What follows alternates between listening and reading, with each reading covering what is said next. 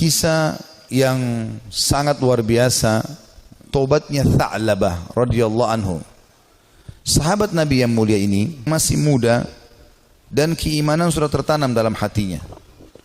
Zaman dulu orang tidak punya kamar mandi dalam rumah, maka orang kalau mau pergi ke WC ataupun mau mandi, maka biasanya orang pergi ke padang pasir. Satu waktu Tha'labah radhiyallahu anhu ini keluar, kemudian dia ke padang pasir, lewat, bukan sengaja, lewat. Rupanya dia melewati sebuah tempat mandi tapi untuk seorang wanita Ansar, wanita dari Madinah. Dan wanita ini terkenal punya kecantikan dan kulitnya putih bersih. Dan ini bukan terlihat, telanjang bulat semuanya, tidak. Zaman dulu tempat mandinya laki-laki sama perempuan untuk membedakannya, kalau laki-laki itu dibuat pelapa kurmanya sampai ke daerah kepala sehingga bagian kepala terlihat dan orang tahu di dalam itu ada orang. Ini di padang pasir. Dibuat kayak WC-WC umum gitu ya, tapi masing-masing punya. Kalau perempuan tertutup semuanya. Tetapi karena terbuat dindingnya dari pelapa kurma, mirip dengan pelapa-pelapa kelapa kita sekarang ya, ada serat-serat, ada lubang celah di antaranya, maka dia sempat lihat sepintas perempuan tersebut. Dan itu mengganggu hati dia. Begitu melihat langsung terganggu hatinya, padahal dia tidak niat untuk sengaja mengintip orang mandi. Maka dia merasa tulang-tulangnya gemetar, kesemutan, otot-ototnya merasa kesakitan dan lemas. Lalu kemudian dia segera naik ke atas sebuah bukit yang sangat tinggi di Madinah. 40 hari dia nggak pernah turun di atas gunung tersebut, bertaubat kepada Allah Subhanahu wa taala. Salat di sana, dia makan minum di sana, pokoknya tidak mau pulang ke rumahnya. Nabi SAW memiliki tradisi, seringkali beliau kalau habis sholat melihat sahabat-sahabatnya. Tapi karena Tha'labah ini bukan orang yang sering ada di depan, maka Nabi SAW tidak melihat dia. Jibril AS datang setelah 40 hari dari masa perbuatan Tha'labah ini radhiyallahu anhu, mengatakan, hai Muhammad, Allah memerintahkan kau untuk memanggil Tha'labah yang sedang berada di atas gunung karena dia merasa bersalah dengan dosanya. Maka Nabi SAW mengutus beberapa sahabat mencari Tha'labah, ditemuilah, lalu dibawa. Begitu masuk ke dalam masjid, dia keringat dingin, wajahnya memerah, kehitam-hitaman, ketakutan sekali. Kata Nabi SAW, ada apa dengan engkau hai Tha'labah? Dia mengatakan, ya Rasulullah, saya telah melakukan maksiat yang besar sekali. Kata Nabi SAW, rahmatnya Allah lebih luas. Kemudian waktu itu diiqamahkan sholat. Maka sholat Nabi SAW bersama para sahabat, Tha'labah pun ada. Sementara sholat Nabi SAW membaca ayat tentang neraka, maka Tha'labah pun pingsan dalam sholatnya. Pingsan. Setelah itu habis sholat para sahabat menyampaikan, Nabi SAW datang membangunkan. Setelah bangun kata Nabi SAW, ada apa dengan kau hai Tha'labah? Ya Rasulullah, saya melakukan dosa yang sangat besar bagi saya. Selama 40 hari saya merasa terus dihantui dengan ketakutan atau diselimuti dengan ketakutan ini.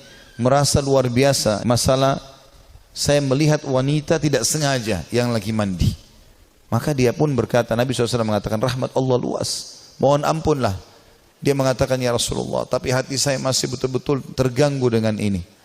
Maka Nabi SAW setelah mengatakan rahmat Allah luas, pulanglah semua sahabat ke rumah, sampai beritakan Nabi SAW kalau Tha'labah sakit di rumahnya. Maka Nabi SAW datang ke rumahnya, kemudian ingin meletakkan kepala Tha'labah di atas paha Nabi SAW. Tha'labah terus berusaha menjauh radhiyallahu anhu. Kata Nabi SAW, kenapa kau jauhkan kepalamu dariku? Dia mengatakan, ya Rasulullah, kepalaku penuh dengan dosa. Ini bayangkan sosok seorang sahabat yang hanya sekedar melihat tidak sengaja wanita yang sedang mandi, itu pun cuma di celah-celah pelapa-pelapa kurma itu. Maka Nabi SAW mengatakan, rahmat Allah luas. Apa yang kau rasakan hai Tha'labah? Kata Nabi SAW. Kata Tha'labah, ya Rasulullah, semenjak saya lakukan perbuatan tersebut, hatiku rasanya seperti sedang direngut, seperti ditekan dengan sesuatu. Tulang-tulangku dan otot-ototku seperti kesemutan semuanya. Aku merasa ketakutan yang luar biasa. Apa harapanmu? Kata Nabi SAW. Dia bilang, harapanku agar Allah memaafkan semua dosa-dosaku. Bukan cuma itu saja, aku mohon supaya Allah maafkan semua kesalahanku. Maka Nabi SAW mendapat wahyu dari Jibril AS. Jibril mengatakan, sampaikan kepada Tha'labah, hai Muhammad, kalau Allah sudah memaafkan bukan cuma itu tapi semua dosanya. Maka Nabi SAW mengatakan, hai Tha'labah, terimalah berita gembira, karena sungguhnya Tuhanmu Allah telah memaafkanmu, dan ini Jibril datang menyampaikan wahyu itu. Maka Tha'labah pun bergembira, senyum, kemudian dia bertakbir lalu meninggal dunia. Maka pada saat dia wafat, teman-teman sekalian radhiyallahu anhu, sahabat Nabi yang mulia, saking takutnya dengan Allah sampai mati, meninggal, ajalnya datang. Waktu itu Nabi SAW mengatakan, urus jenazahnya segera, kita kuburkan, dimandikan segala macam, disolati. Habis sholat, lagi mau diantar ke kuburan, Nabi SAW jalan sambil sedikit beliau jinjitkan kakinya. Kata para sahabat, ya Rasulullah, kenapa anda lakukan itu?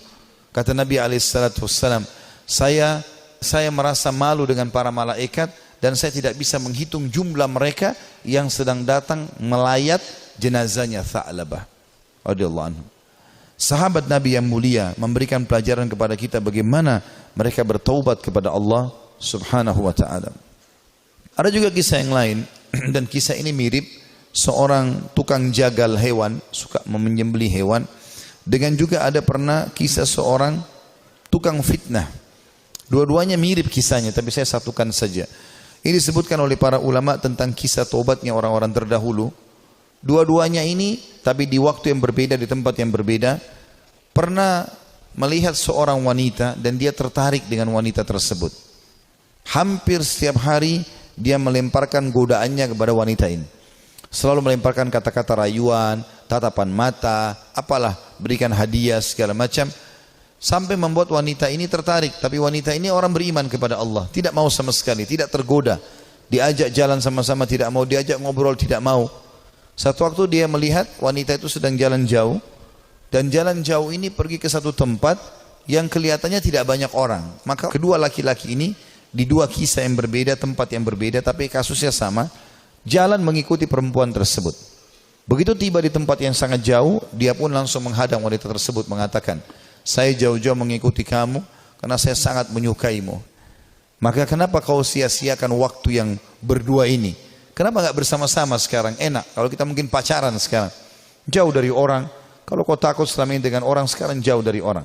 Maka wanita tersebut tiba-tiba mengatakan, kalau kau memang mencintaiku, maka kau harus tahu sebenarnya aku lebih mencintaimu. Aku pun sebenarnya suka dengan kamu. Tetapi rasa takutku kepada Allah mengalahkan itu semua. Aku tidak ingin justru karena cinta ini kemudian kita terjerumus dalam kemaksiatan dan Allah hukum kita. Maka dengan kalimat itu saja laki-laki ini tersentuh. Lalu dia mengatakan, Subhanallah, yang telah memberikan peringatan kepadaku melalui lisanmu. Kau takut kepada Allah dan aku tidak takut kepada Allah. Lalu laki-laki tersebut meninggalkan si perempuan tadi dan semenjak itu dia bertobat kepada Allah Subhanahu wa taala, tidak mau lagi mengenal kecuali yang halal dari mereka. Seorang salafus saleh yang lain yang luar biasa, dia karena takutnya dengan fitnah wanita, maka dia mengatakan, ya Allah, hilangkan syahwatku dari seluruh wanita yang tidak halal bagiku. Maka dia mengatakan, demi Allah, Allah kabulkan doa saya sehingga tidak ada syahwat kecuali pada istri saya saja, pada yang halal, dan tidak ada bedanya antara wanita yang tidak halal bagiku dengan sebuah tembok. Artinya betul-betul mereka ingin menjaga diri dari perbuatan yang salah. Ini kenapa saya sebutkan banyak kisah anak muda, karena memang anak-anak muda yang banyak terjerumus dalam kemaksiatan, karena mereka punya potensi, energi, banyak sekali kesempatan dan ingin tahu sesuatu itu lebih besar daripada orang yang sudah berumur. Walaupun memang orang berumur pun bisa terjadi, tapi umumnya orang kalau sudah tua khawatir berbuat dosa. Maka ada seorang anak muda selalu berbuat maksiat di zaman Nabi Musa alaihissalam, sibuk dengan dosa-dosa yang dia lakukan. Setiap hari diingatkan, Nabi Musa tidak mau tahu. Sampai masyarakat dari Bani Israel pun sudah merasa ini orang tidak ada lagi solusinya nih. Maka mereka mengeluh kepada Musa alaihissalam.